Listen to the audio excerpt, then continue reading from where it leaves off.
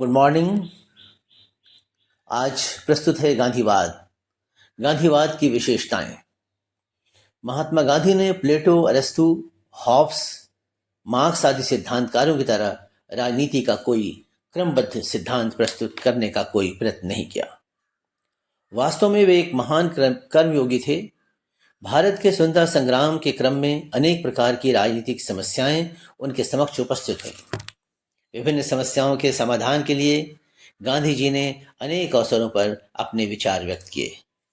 ऐसी स्थिति में समय समय पर उनके द्वारा व्यक्त विचारों में परिवर्तन और विभिन्नता के चलते गांधी जी के विचारों में क्रमबद्धता के अभाव के बावजूद राजनीतिक समस्याओं के संबंध में उनके द्वारा व्यक्त किए गए विचारों को गांधीवादी राजनीतिक दर्शन, गांधीवादी राजनीतिक विचारधारा अथवा गांधीवाद के नाम से जाना जाता है। गांधीवाद की कुछ मुख्य विशेषताएं इस प्रकार हैं।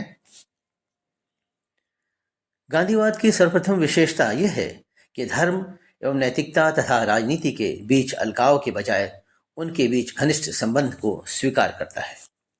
मैकियावेली तथा हॉब्स जैसे विचारों ने राजनीति को धर्म और नैतिकता से अलग करने का प्रयास किया, परंतु गांधीवाद ने धर्म और नैतिकता में अटूट विश्वास रखा।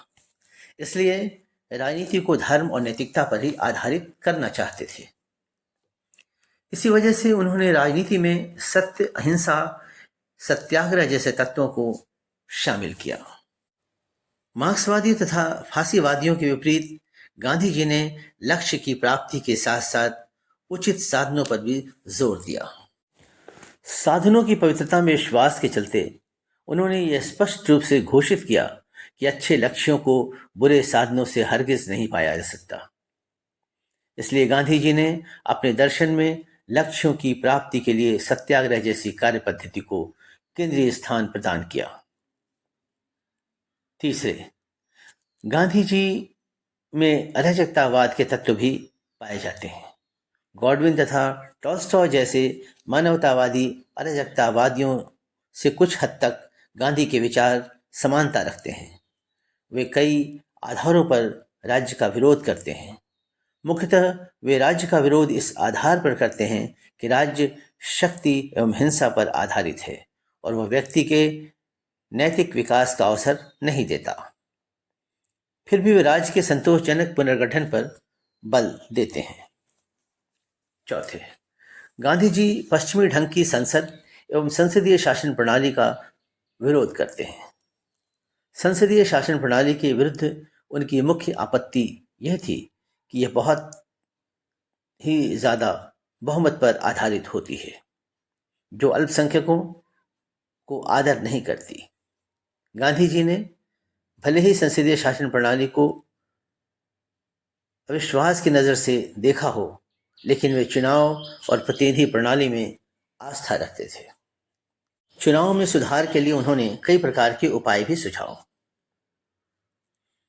गांधी जी वैसे तो कई आधारों पर पश्चिमी संसदीय प्रणाली के आलोचक थे, लेकिन उन्होंने उदारवादी लोकतंत्र को सामाजिक परिवर्तन के लिए सही बताया।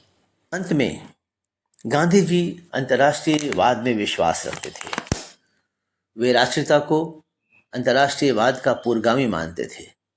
उनके अनुसार ये दोनों विचार एक दूसरे के विरोधी हैं, फिर भी एक दूसरे के पूरक हैं।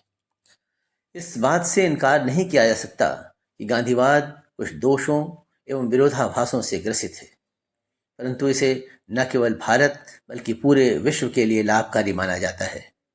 भारत सहित कई अन्य देशों में आंतरिक संकट एवं व्यापक पैमाने पर खून खराबे के संदर्भ में अहिंसा एवं सत्याग्रह संबंधी गांधी के विचार बहुत ही प्रासंगिक प्रतीत होते हैं।